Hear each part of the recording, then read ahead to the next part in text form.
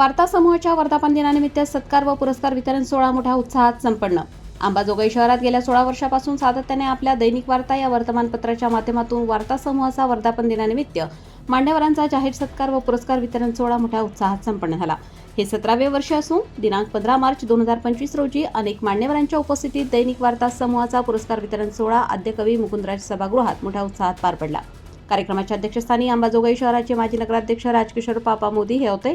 तर या कार्यक्रमाचे प्रमुख आकर्षण व विशेष सत्कारमूर्ती ॲल्युमिनियम मॅन इंजिनियर माननीय भरतजी गीते, सेवानिवृत्त प्राचार्य अभियांत्रिकी महाविद्यालय अंबाजोगाईचे डॉक्टर पी.आय. खडक, केज नगरपंचायतच्या नगराध्यक्षा सौ सीताताई बनसोड, केज नगरपंचायतचे गटनेते हरुणभाई इनामदार, अंबाजोगाईचे प्रसिद्ध उद्योजक प्रतापराव पवार, अंबाजोगाईचे प्रसिद्ध हृदयरोग तज्ज्ञ डॉक्टर नवनाथजी घुगे, सामाजिक कार्यकर्ते प्राध्यापक ईश्वर मुंडे, मधुमेह तज्ज्ञ डॉक्टर अतुलजी शिंदे यांच्यासह अनेक मान्यवरांच्या उपस्थितीत मान्यवरांचा सत्कार व पुरस्कार वितरण करण्यात आले। कार्यक्रमाचे प्रास्ताविक दैनिक वार्ता समूहाचे संपादक परमेश्वर गीते यांनी केल्यानंतर या कार्यक्रमाचे प्रमुख आकर्षण व सत्कारमूर्ती aluminium man engineer Shri Bharatji गीते यांचा मान्यवरांच्या हस्ते शाल श्रीफळ स्मृतिचिन्ह देऊन सन्मान केला।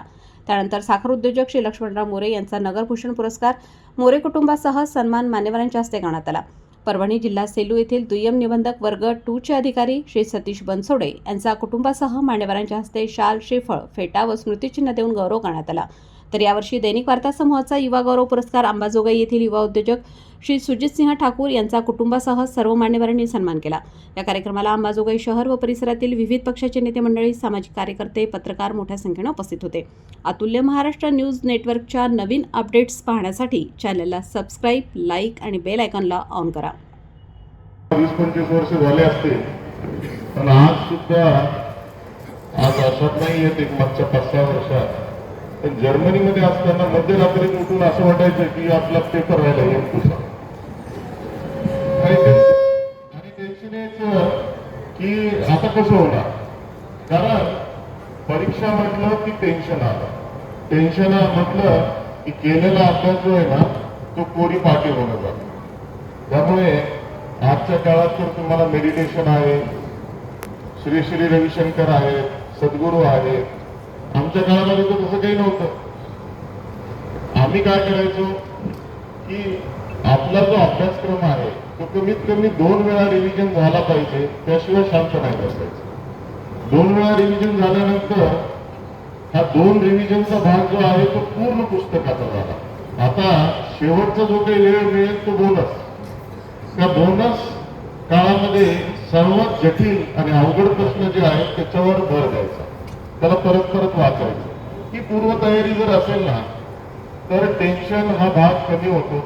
त्याचबरोबर आणखी एक उपाययोजना सांगतो की शक्यतो परीक्षेच्या आधी खूप लोकांना भेटायचं नाही, कारण प्रत्येक जण म्हणतो मी हा अभ्यास केला, मी आता तो अभ्यास केला, मी तो पाठ केला, आणि आपल्याला पुन्हा टेन्शन यायला लागतं। आता तसे 15 मिनिट आधी काही आता फार जास्त तुम्ही करू शकणार नाही, मैदान सामने आहे आणि आमची मित्रमंडळी शाळेतली आहेच।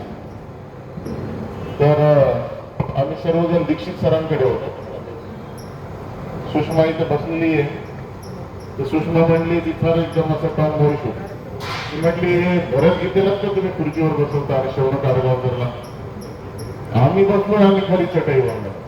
ते म्हणले हे 2 सेनापती आहेत आणि यांच्या जे तलवारी आहेत ना त्या तळपत आहेत, तुम्ही निघाला मागे चिपाडे घेऊन।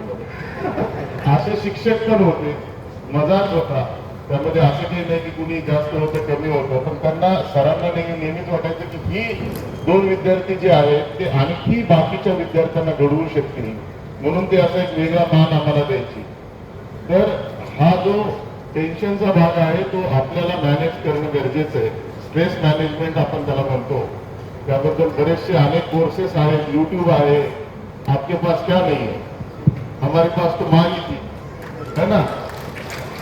एंटरप्रिन्योरशिप करण्याची इच्छा असणाऱ्या विद्यार्थ्यांना काय सल्ला द्या?